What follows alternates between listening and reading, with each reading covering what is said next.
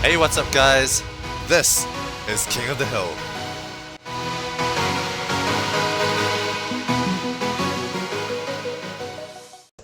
Hello everyone, I'm your guest King of the Hill commentator today, Trevor Squires. You excited to see me? Well, I'm excited to be doing this because today we have win-loss ratio OP challenging the 11th ranked Nobleman Unstoppable 1237, which of course is myself, so I'll be commentating in first person. I need to go over a couple little stuff before we get into the game, so if you'll just enjoy this neat little picture Ryan has hooked up for us.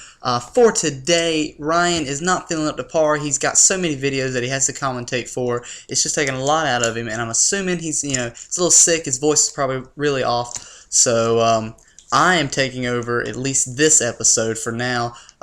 King of the Hill is currently looking for commentators, so if you're interested, then you can hit Ryan up with the link in the description. He is on the forums. His name's Ryan Zoo. He is the thread starter of the King of the Hill thread. So if you look on that thread, you can click his name and PM him. Or if you want to message me on Skype, I'm Trevor Squires 1237. So I don't want to give his out because I'm not sure if he wants to, advertise that to everyone. But you're more than welcome to message me, and I can get the message back to Ryan. But I'll go over that towards the end. Today we have a special battle because, as you may have already seen the video that I posted of me using the ice strategy, Win-Loss has challenged me again on the conditions that I do not use the ice stall or the ice strategy. And at first I was a little skeptical, but Ryan suggested that since Aaron and NK is currently trying to come up with a slight nerf to the ice towers, he gave me the option to refuse the battle, but I figured, you know what, why not? I don't want to be a sore sport. Better go ahead and battle him. So I'm using the anything but the ice strategy. And that is it for loose ends. I got to tie up, so let's get right into the gameplay. Alright, well, let's just get straight into the action.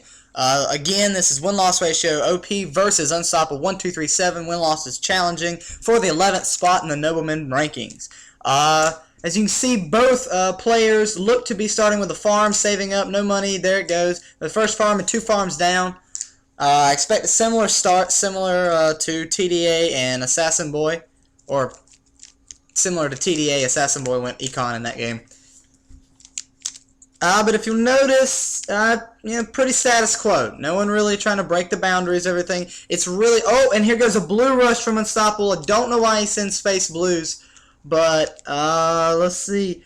Win-Loss immediately gets that cannon down. Minimal lives lost. Unstoppable appears, there it goes. He's losing actually more lives than Win-Loss ratio did.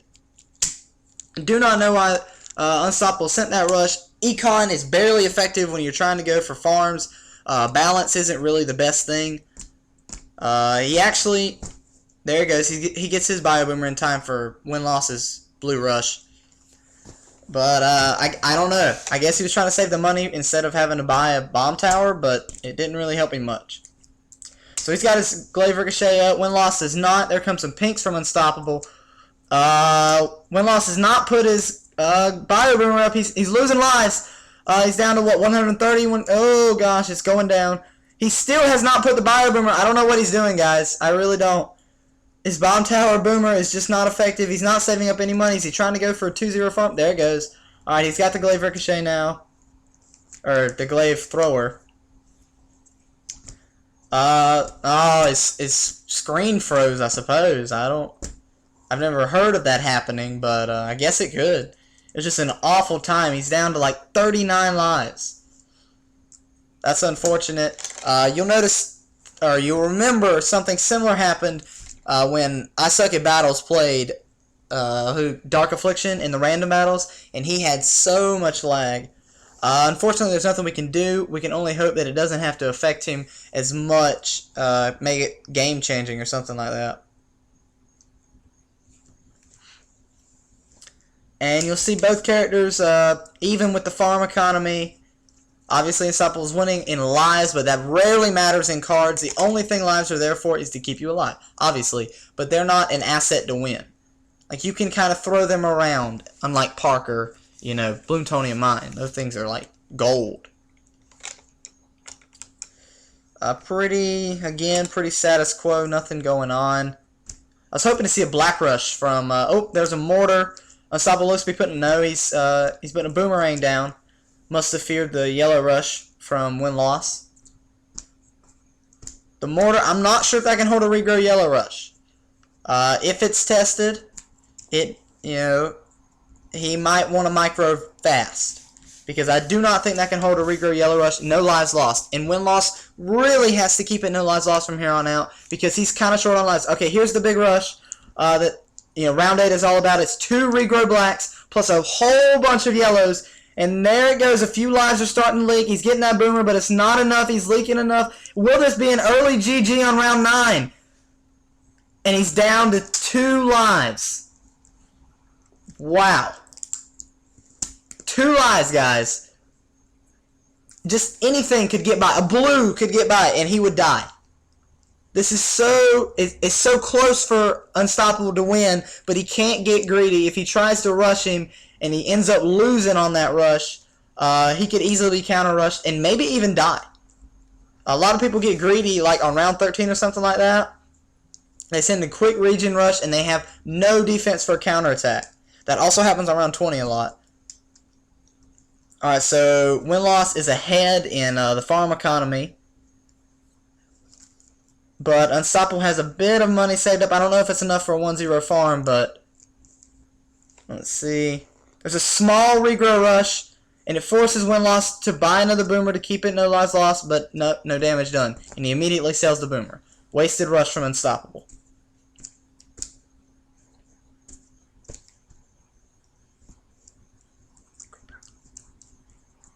Still only... Look at the defense that win-loss has. He has 4 2-0 farms. Unstoppable has 3 2-0 and 1 1-0. He has 2 glaive ricochets and 2 bio boomers. 2 Unstoppables, 1 glaive ricochet, 1 bio boomer, and 1 2-0 boomer. Now they're even in farms.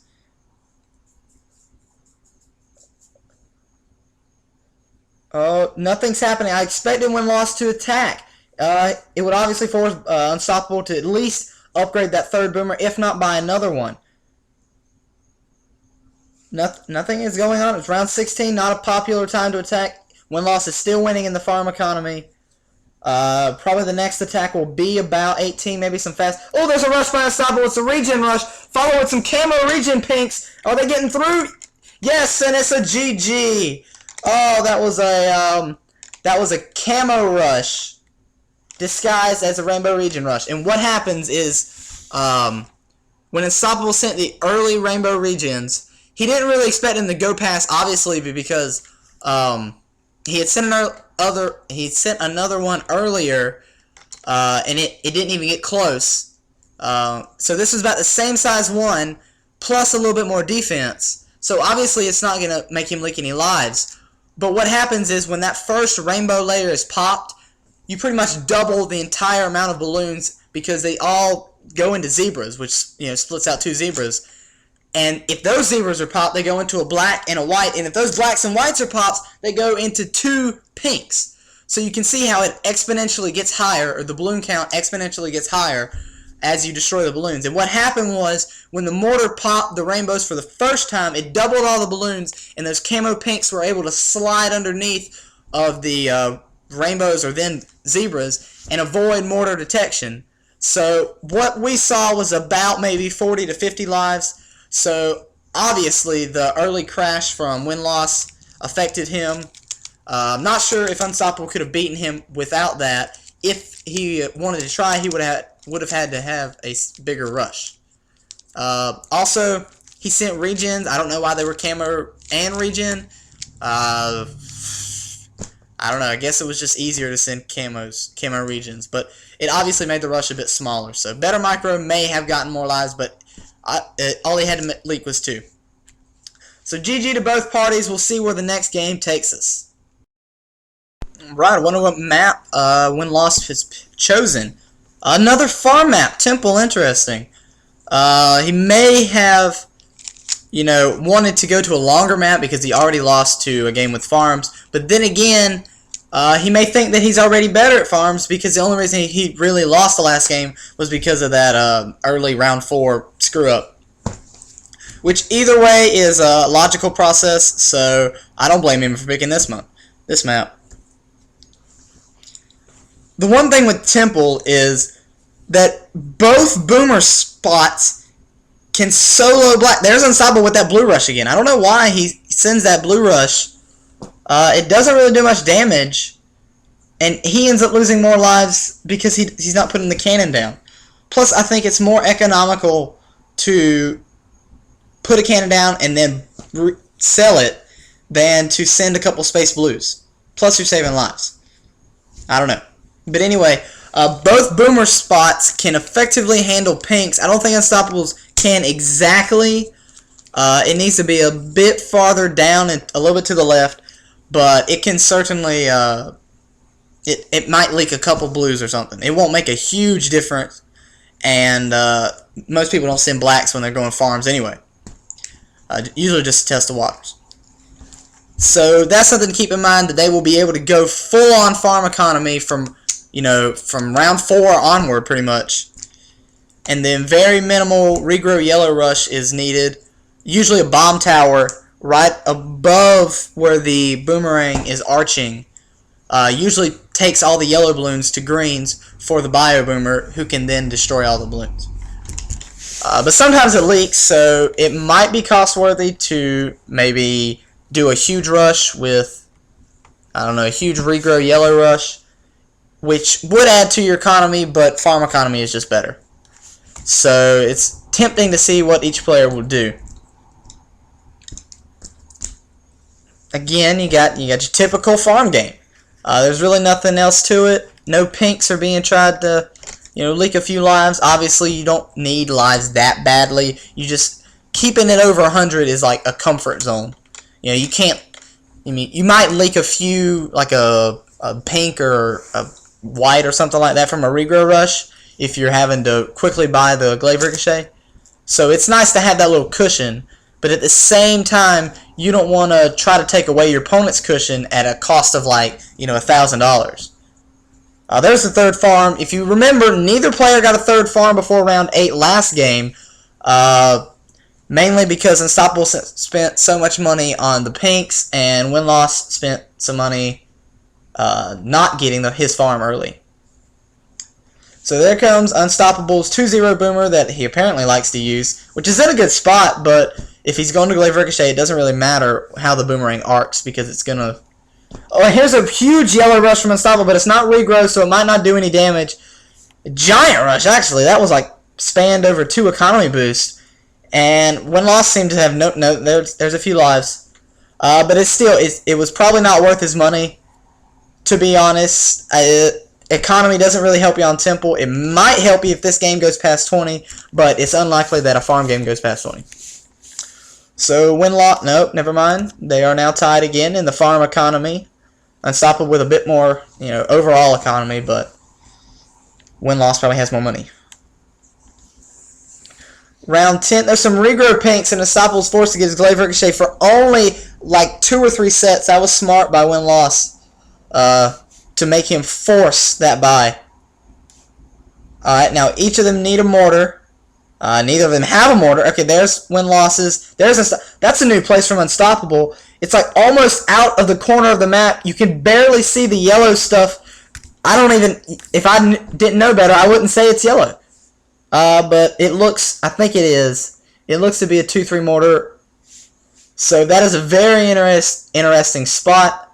Not sure if you can do that on the other side, but you can't appear to hide it on the other side. There's Unstoppable's. Notice, Win-Loss has another farm than Unstoppable and another glaive ricochet. That's really how much an early rush can cost you if it fails and does hardly nothing like Unstoppable's did. I mean, he's way ahead of him in farm economy and in defense. It's just like cards again. So Unstoppable's almost mimicking Win-Losses because Win-Loss gets him first, but at the same time, he's putting a different spin on the placement. Not sure really which one's better. Okay, there's a ceramic from Win-Loss, and he actually lost a couple lives because his boomer was on last. Okay, what's going to be another farm. No lives lost. Oh, there's some lives lost that time. So Unstoppable's actually down to 80 lives just from space ceramics. A 6th farm for Unstoppable. So he is now ahead in farm economy. But they have the same defense. Oh, and that entire ceramic is about to leak. Oh my goodness. And that is a GG on round, what was that, 15, 16? The entire ceramic is about to leak. Oh my goodness. And that, oh, Unstoppable was just being too careless. Ironically, the player with more farms in each game has lost.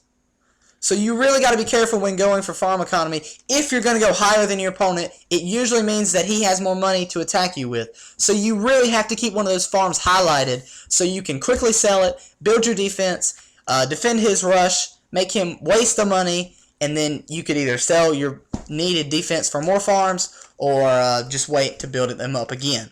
Because then you would have more defense than your opponent and you would have the same amount of farms. So that is another GG. It was really close to the same time that the last game ended. So neither player have gotten to the Moabs yet. So let's get into the next game. It is now tied 1-1. Now we'll see the first time the Unstoppable has picked a map this time, and he chose Hydro. Very interesting because each of these games have been short games. Unstoppable appears to believe that the favor is in, or he, what's the phrase? It's in his favor, that's it. Gosh, I just had a brain fart. Anyway, he believes that the short maps are in his favor. So it's interesting to notice that. We'll see if the loser of this game goes to pick to a longer map, which there's only a few short maps left, so they kind of have to. But let's talk about, let's see, Unstoppable is using the mortar start, which Anacondas uses all the time, or Aliens Rock 50 on YouTube. I think he was the first, Speedo might have been the first to use it, I don't know. But anyway, he's losing a lot more lives, so the first live loss is Unstoppable. Win-loss is apparently keeping that bomb plus Dartling tactic, which is working. He has kept it no lives lost. There goes another life for Unstoppable. And we'll see the common stall right here. Win-loss does not stall. He pops all the balloons. But watch Unstoppable use the Dartling. And he's not popping that last red balloon. He's very, very able to just let one leak. That is perfectly fine for about 6 more seconds on the clock because that allows him to get more economy. There's a slight pink rush from win-loss. Unstoppable seems to lose a few lives, but doesn't really take it too seriously. No real damage done. Each of them have the 0-1 Dartling and a high popping power tower. Now that rhymed. But neither of them can really exploit the other. Pinks could do some damage, but they aren't that effective. There comes some pinks from Unstoppable.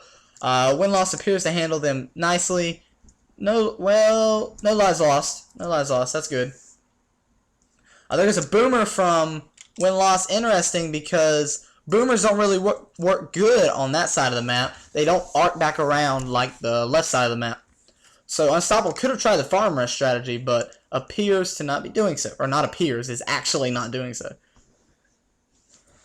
Both economies are probably about the same. They've sent merely the same kind of balloons. A few of them test the waters. There goes a ricochet. He sold the bomb tower for a ricochet.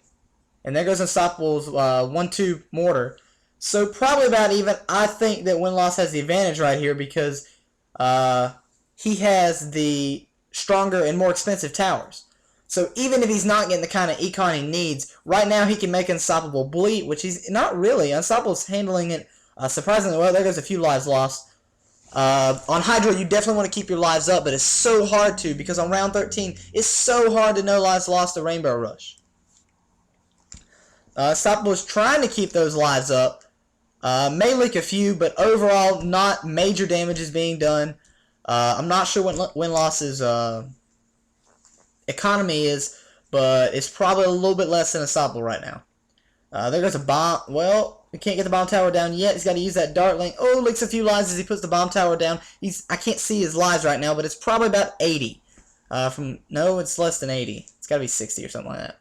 Anyway, so there's a few regrow black, but no, Unstoppable get that the 3-0 cannon, which should handle it nicely with the Dartling gunner. Still leaks a few more lives. He's kind of low. He's got to keep it under control. He still can't leak anything on win-loss ratio. So he's going to have to beat him in the later rounds rather than right now because win-loss is solid.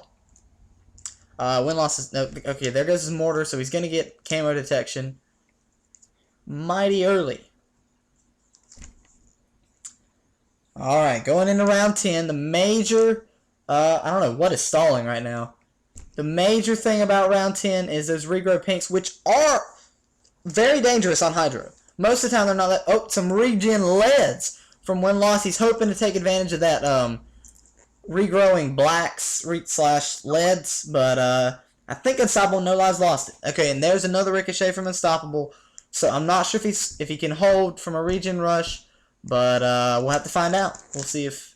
And there goes another ricochet for Win-Loss. So 2 ricochets plus a dartling and a mortar. That's probably enough for anything Unstoppable can send. Maybe not infinite regen rainbows, but definitely more than Unstoppable can send.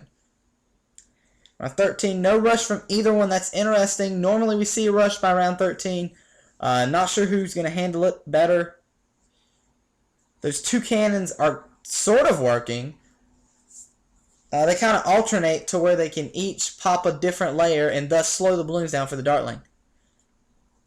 Over there on Win-Loss, he's got the extra 2-1 dartling for assistance. Unstoppable has the 2 ricochets plus 2 bomb towers. So pretty much the same defense. Unstoppable has 1 more cannon, which means Win-Loss probably has a little bit more money. Round 16, we have not had one go past round 16 yet, so this is very interesting that unless they rush here, they will go longer on this map than they did on cards and on Temple. Very interesting, actually. Okay, looks like 2 Maulers going up for Win-Loss, trying to get that Moab detection. But you have to think about a fast cooldown ceramic rush for both sides. I'm sure they could have handled, space ceramics, but that fast cooldown ceramic is so much stronger on Hydro than it is on any other map, because when you prepare for 15, you don't prepare for ceramics. You prepare for space ceramics. On every other map, you get ceramic defense. On this map, you get space ceramic defense. There's a huge difference. So a lot of people leave themselves wide open to a fast cooldown ceramic rush on Wave 18. Let's see if either player tries it. No, but they both have the 2 mortar maulers and appear to be solid. No Moabs can get by.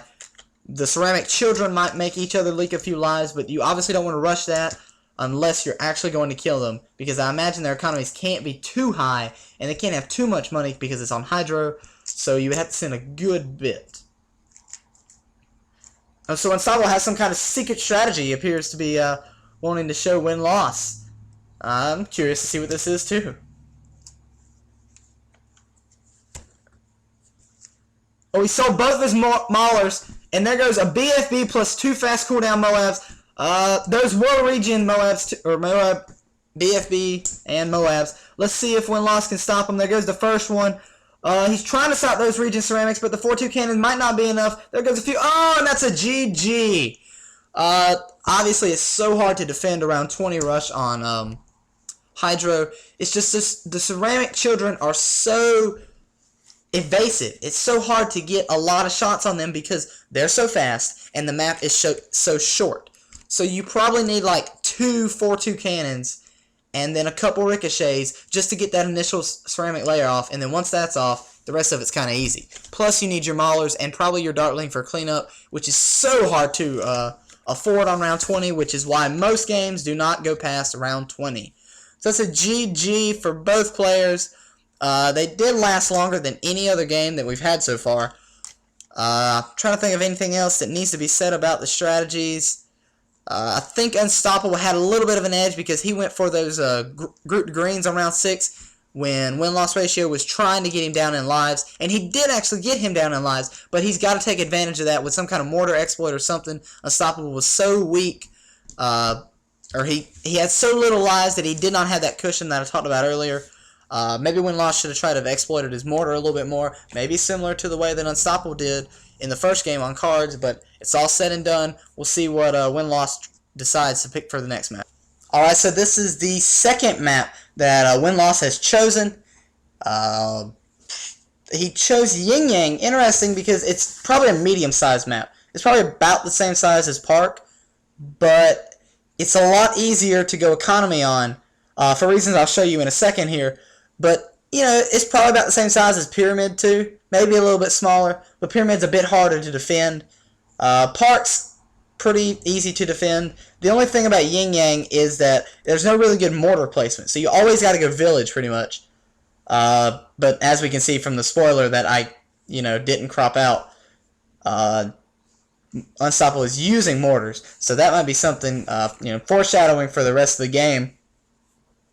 But the reason that Yin Yang is so easy to get a high economy on is because if you can see, the tack shooters are not able to pop all the balloons, all the AI balloons, the first time. You'll notice it leaks. See, there's a blue balloon going by. It leaks a few until they wrap all the way around, which usually takes about 7 seconds for like a red balloon, or maybe even longer than that. But it's just so much stalling, especially because it's so prevalent in the early rounds. And it's really important to get economy up in the early rounds, or defense up in the early rounds, because it grows exponentially over the course of the game. So if you can stall the first, say, 5 rounds, you're pretty much set for the rest of the game. If you stall rounds 9 through 14, you're not necessarily set for the rest of the game. So it's really effective to go tack shooter. The other strategy is a boomer start, which does not stall much. So probably the best case scenario would you be going boomer against someone who's playing tack shooter. That way you still get the stall, but you get the better attack. And we see Win-Loss trying to sneak some pinks by Unstoppable, which he is effectively doing. What he's doing is he's stacking those blues with the pinks, just like Unstoppable did for that mortar exploit on game 1? It's the same concept here, the same concept with a Regen Black Rush plus some yellows. He's just stacking them by so the tack shooters can't get them to slow them down. When you're facing pinks, the most effective thing to take out pinks is to find something that can take out the top 2 layers. Because the speed of a pink is like, I don't know what they're measured in, but it's like 170. Or it might even be 200, and the yellow is 170, and then the green is like 100. So if you can pop the yellow and the pink, you can pretty much pop the entire balloon, because the greens are so easy compared to that yellow and pink layer. So, if you were to micro your Dartling gun, you want to pop those 2 layers first, and then everything else kind of falls into place. I forgot, I have not really been able to talk about the game right now. What's going on is Unstoppable is using a blade shooter plus a tack sprayer for defense, as opposed to Win-Loss, who's using the 2 tack sprayers and a bomb tower. I think Unstoppable's is cheaper, but I think Win-Loss's is a bit better. So we'll have to see if that affects its economy late game, but I don't think it will because it's such a minute difference. Round 8, neither player has sufficient round 8 defense. Okay, there goes Unstoppable with 2-0 cannon. Not sure if that's going to be enough because, like I said, there's so much time for balloons to regenerate as they go around the entire track, and the bomb tower is just not enough to slow them down. So, okay, no rush from either side. Okay, there's Unstoppable with the Regen Black plus Yellow Rush, and it doesn't seem to work at all. The Regen Blacks were easily popped by the tack shooters, which I don't know if he had 3 up by then, but it does do a little bit of damage, but Unstoppable is hurt way more by what appeared to be the same rush.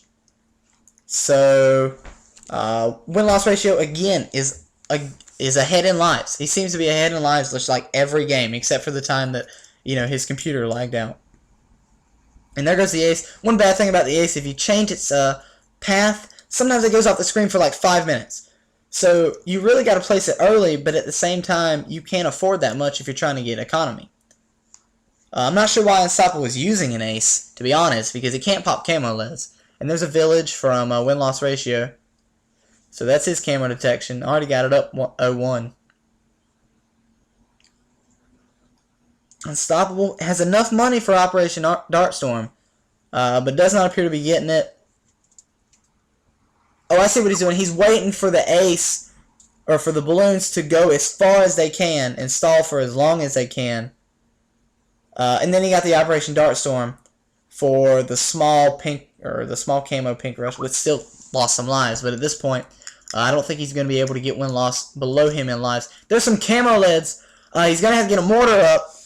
This is the downside to using aces. Your camo detection is because you cannot rely on those pineapples. An entire camo lead looks like it's about to leak, plus a huge rainbow rush from win-loss ratio. Oh, this could be the end for Unstoppable with his low amount of lives, but the Operation Darkstorm is holding. The Operation Darkstorm held against a camo lead plus rainbow region rush defense. As you can see, win-loss ratio sold his bomb tower for that rush. He's still got a couple attack shooters. Let's see if he can defend the counter rush. Unstoppable is not selling any towers, so even if this doesn't work, he'll still be alive, but he will be losing in lives if he doesn't kill him. It does not appear to be working. This is huge spaced rainbows, and win-loss ratio is not giving in at all. Okay, here comes a few ceramics from Unstoppable. Is he going to send any? Okay, there's a grouped rainbow rush. I don't know if it's enough for win-loss, but it doesn't appear to be leaking. He has survived the counter rush. Oh, wait, never mind. There goes... Oh, that's a GG! I have no idea what happened there. Win-loss, he was defending the counter rush so perfectly. He had enough for, like, tack shooters and bomb towers, and he still kept that village, so you couldn't really send camos at him. But all at once is just, like, a whole bunch of lives leaked. I don't know what the rush was that actually got him. I wasn't paying that close attention to the rush. I just knew it was a counter rush after he like sold some towers for a huge rush on Unstoppable. But that was definitely probably one of the more exciting games. But again, none of the games lasted longer than Hydro. I cannot even fathom that. I don't know why that is. Maybe they were just too scared to rush each other on Hydro or something like that. I don't know. But none of them got past 20 or 21. So certainly some short games. Most of them were farms and short maps. We didn't really have, like a rally or Bloontonian mine or anything like that. So it was a fun series. Unstoppable wins 3-1. He defends his title as the 11th ranked spot in the Nobleman rankings. And that should be it as far as battles, the series go. Now for King of the Hill. As I mentioned earlier in the video, Ryan is looking for... something similar to what I'm doing right now is like a guest commentating thing. He doesn't I don't know that he needs a side manager to help commentate all the videos, but a new person every now and then just to give you guys some variety or something like that, rather than just Ryan all the time. And it also takes the workload off of him. So I'm not sure what the prerequisites are for just wanting to be one, but I'm pretty sure you have to be a avid YouTuber. Like I'm not gonna say you gotta have 50 subscribers or anything like that, but you have to be able to commentate, guys. Like you just don't pick this up in one day. Super John Bumbo, he's a hilarious, but you think it's because he has 9,000 subs? No, it's because he's had all those good videos and he's done it over time. So you definitely need to have some experience in it. And I would say an effective way to get in touch, Obviously, if you're in the middle of nowhere and you can't get any videos, then he can't really use you that much. And that is it for this episode of King of the Hill. I hope you guys enjoyed it as much as I did. And please turn in next time for possibly another guest commentator. Thanks for watching, guys.